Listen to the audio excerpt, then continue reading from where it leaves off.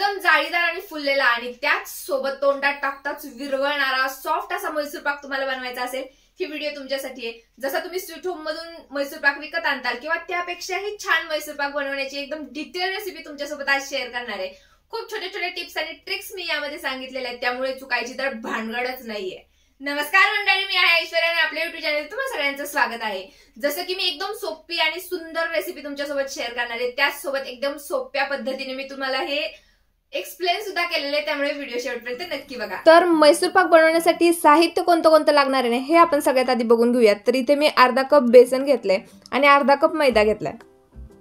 हवं तर आपण बेसन जास्त घेऊन मैदा थोडासाच यामध्ये टाकू शकतो, फक्त हे दोन्ही मिळून 1 कप घ्यायचंय। त्याच मेजरिंग कपने 1 कप आपण साखर घेतली आहे, पाऊण कप घेतले तेल आणि पाऊण कप घेतले तूप। आता हे दोन्ही मिळून सुद्धा आपण 1.5 कप घेतलेले। थोडासा येलो फूड कलर ऑप्शनल आहे आणि पाणी। आता हे तेल आणि तूप हे दोन्ही आपल्याला एका पातेल्यात मिक्स करून घ्यायचंय। नक्की ह्याची क्वांटिटी किती लागणार आहे हे आपल्याला मैसूर पाक बनवतानाच समजणार आहे। आपण हवं तर हे थोडंसं जास्त घेतलं तरी चालेल। काहींचा असा ग्रह असतो की तेलाने मैसूर पाक फुलतो, त्याला छान जाळी सुटते वगैरे वगैरे, तर असं काही नसतं। आपण फक्त तुपाने जरी मैसूर पाक बनवला ना तरीही तो खूप छान बनतो। फक्त तूप खूप महाग आहे आणि आपल्याला जास्त क्वांटिटीमध्ये लागतो ना, त्यामुळे आपण हे दोन्ही मिक्स करून घेतो। साखर आपण एका कढईमध्ये टाकून घ्यायची आणि त्यामध्ये थोडंसं पाणी घालून घ्यायचं, म्हणजे साखर बुडेल एवढंच पाणी यामध्ये घालूयात। गॅस आपण मीडियमच ठेवूयात आणि कंटिन्युअसली हलवत राहूयात। आपल्याला याचा पाक बनवायचा आहे। एकदम हाय गॅसवर वगैरे आपण ठेवलं तर हे पटकन होऊन जाईल आणि आपल्या लक्षात येणार नाही, त्यामुळे मीडियम गॅसवर ठेवायचं आणि हलवत राहायचं। जोपर्यंत आपला पाक बनतोय तोपर्यंत आपला मैदा आणि बेसन आपण मिक्स करून घेऊया। हे मी आधी छान चाळून घेतलेले बरं का, म्हणजे त्यामध्ये गुठळ्या वगैरे बनत नाहीत। तूप आणि तेल आपण मगाशी गरम करायला ठेवलं होतं, मी तुम्हाला सांगायचे विसरले, पण मी ते गरम करायला ठेवले आणि त्यातलंच तूप आपण याच्यामध्ये घालून घ्यायचं आणि याला मिक्स करून घ्यायचंय। थोडं थोडं ते तूप घ्यायचं, याच्यामध्ये टाकत जायचं आणि मिक्स करत जायचं। आपल्याला हे फक्त असं बेसन आणि ते मस्त ओलं करून घ्यायचंय, एवढंच याच्यामध्ये टाकायचंय आणि बाकी आपलं तूप तेल वगैरे तसंच मी गरम करायला ठेवलेलं आहे। आपला पाक इथे बनत आलेला आहे। 1 तार किंवा 1.5 तार असा आपल्याला याचा पाक बनवायचा असतो। चेक करायचं तर तुम्हाला माहितीच असेल, असं आपल्या चमच्यावरती घ्या, हाताने असं हलवून बघा, तार दिसली की झाला पाक तयार। चमच्यावरती घेतल्यानंतर पण लगेच त्याला हात लावू नका, थोडंसं थंड झाल्यानंतर चेक करा, नाहीतर हाताला चटका बसेल। 2-3 वेळा याला मी व्यवस्थित चेक केलंय, कारण कोणतीही रिस्क आपल्याला नकोय। जर आपला पाक कच्चा राहिला तर आपला जो मैसूर पाक आहे तो फुललेला तसाच राहत नाही, त्यामुळे व्यवस्थित 1.5 तारेचा वगैरे आपण पाक घेतला ना तरीही चालेल। पाक आपला तयार झाला की मग त्यामध्ये आपलं जो बेसन आणि मैदा आपण मिक्स करून ठेवलाय तो टाकून घ्यायचा आहे। आपण जर चाळलेला तसाच कोरडा मैदा आणि बेसन यामध्ये टाकलं असतं ना तर त्याला मिक्स करायला खूप टाइम लागला असता आणि गुठळ्या सुद्धा बनतात, त्यामुळे त्यामध्ये आपल्याला थोडंसं तूप मिक्स करून घ्यायचं असतं आणि त्यामुळे हे पटकन मिक्स होतं। जसं जसं गरम होत जाईल ना, तूप पगळेल तसं हा मैदा त्यामध्ये मिक्स होत जातो। इथेच आपण यामध्ये थोडासा येलो फूड कलर घालून घेतलाय, बिलकुल ऑप्शनल आहे, हवा असेल तर टाका, नसेल तर नाही टाकलं तरी चालेल। आणि आपलं तेल आणि तूप जे आहे ते मी शेजारी गरम व्हायला ठेवलेलंच आहे। इंडक्शनवर मी तूप गरम करायला ठेवलंय, त्यामधलं गरम तूप आता एका पळीने आपल्याला घ्यायचंय आणि यामध्ये टाकायचंय।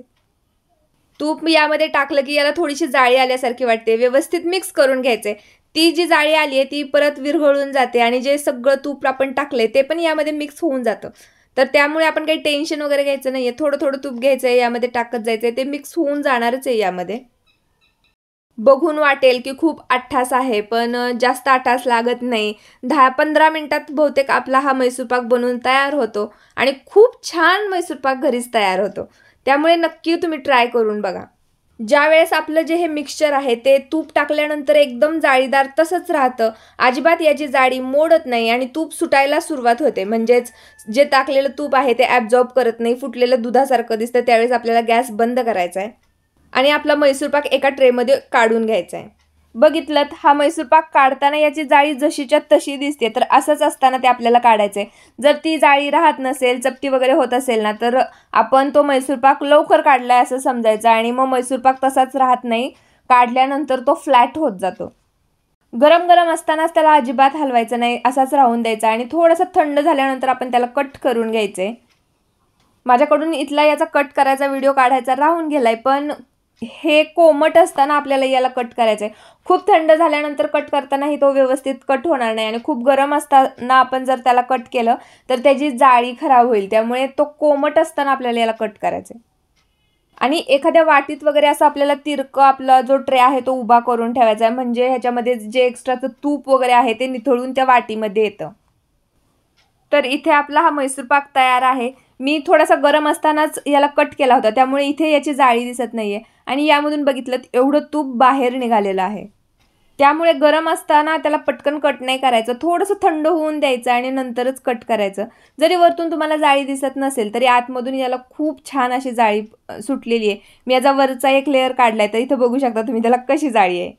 संपूर्ण आपण तुपामध्ये जरी हा मैसूर पाक बनवला तरीही खूप छान बनतो. मी नेहमी तुपामध्येच हा मैसूर पाक बनवते. आणि आपण यामध्ये मैदा घातला, तर म्हणताल की मैसूर पाक फक्त बेसनपासूनच बनवला जातो, तर असं नाही. आपण जर यामध्ये मैदा घातला तर एकदम हलका असा आपला मैसूर पाक बनतो. हवा असेल तर तुम्ही हीच टेक्निक वापरून फक्त बेसनचा बनवला तरीही चालेल, पण थोडासा मैदा त्यामध्ये घाला, म्हणजे हलका फुलका छान जाळीदार मैसूर पाक बनेल. आता कुणाला वाटायला नको की जाळीचा बनवलाय तो वेगळाच आहे आणि तू बनवलेला वेगळाच मैसूर पाक झालाय. मी इथे दाखवते. मी असं करून घेतलं होतं पुढे तुम्हाला दाखवण्यासाठी. थोडासा वरचा एक लेअर काढून घेतला आणि आतमध्ये एकदम असा जाळीदार मैसूर पाक दिसला आहे.